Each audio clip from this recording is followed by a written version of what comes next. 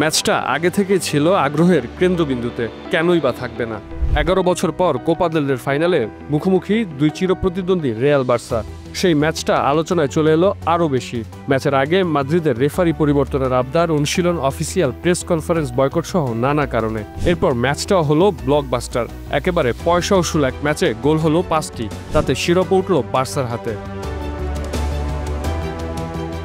এই পটভূমি বাদ দিয়ে দেখলেও সেভিয়ার এস্তাদিও দে লা কার্তুহায় দুই দলের ধ্রুপদী লড়াইকে নিখাত থ্রিলার বললেও ভুল বলা হবে না। ম্যাচের শুরু থেকে শেষ পর্যন্ত রোমাঞ্চ থামেনি এক মুহূর্তের জন্য। শেষ পর্যন্ত অতিরিক্ত সময়ে জুল কুন্দের গোলেই 3-2 ব্যবধানে জয় পায় বার্সেলোনা। ম্যাচের প্রথমার্ধ দেখে মনে হয়েছে আগের দুটি ক্লাসিকোর মতোই এক পেশে স্কোর কার্ড দেখা যেতে পারে।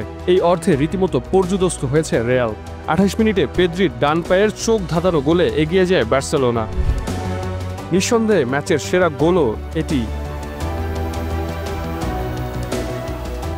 পেদ্রির গোলে এগিয়ে বার্সা প্রথমার্ধ শেষ করার পরই কেউ কেউ হয়তো ভেবেছিলেন শিরোপার নিষ্পত্তি হয়ে গেছে, কারণ নিরপেক্ষ ভেন্যুতে এ পর্যন্ত যত ক্লাসিকো হয়েছে প্রথমার্ধে এগিয়ে থাকা দলই শেষ পর্যন্ত জয়লাভ করেছে। সেভিয়াতেও হলো তাই। তবে দ্বিতীয়ার্ধে এমবাপ্পে, আর্দা গুলের ও লুকা মডরিচ মাঠে নামলে ধীরে ধীরে পাল্টে যেতে থাকে ম্যাচের রঙও। একের পর এক আক্রমণ করেই যাচ্ছিল রিয়াল। শেষমেশ ত্রাতা হয়ে আসেন কিলিয়ান এমবাপ্পে। তার ক্যারিয়ারের প্রথম ফ্রিকিক গোলে সমতায় ফেরে লস ব্লাঙ্কোসরা। 77 মিনিটে সুয়ামিনির গোলে এগিয়ে যায় রিয়াল। এর ঠিক 6 মিনিট পর ফেরান তোরেসের গোলে সমতায় ফেরে বার্সা। এরপরই ঘটে সবচেয়ে বড় নাটক। শেষ মুহূর্তে রাফিনহা ডান দিক থেকে ঢুকে পড়লে রিয়ালের ডিফেন্ডার অ্যাসেন্সিও ফাউল করেন। ম্যাচের আগে থেকে আলোচনায় থাকা রেফারি সঙ্গে সঙ্গে পেনাল্টির বাঁশি বাজান।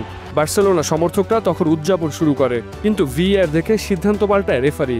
বাতিল হয় পেনাল্টি, ম্যাচ গড়ায় অতিরিক্ত সময়ে। ডেডলক ভাঙছিল না বলে পেনাল্টি শুটআউট কি যখন মনে হচ্ছিল নিয়তি, ঠিক তখনই জুলস কুন্দে এলেন দৃশ্যপটে। 116 মিনিটে লুকা মদ্রিচের ভুল পাস ধরে বক্সের বাইরে থেকে তার আগুনের শট গিয়ে আছড়ে পড়ে জালে।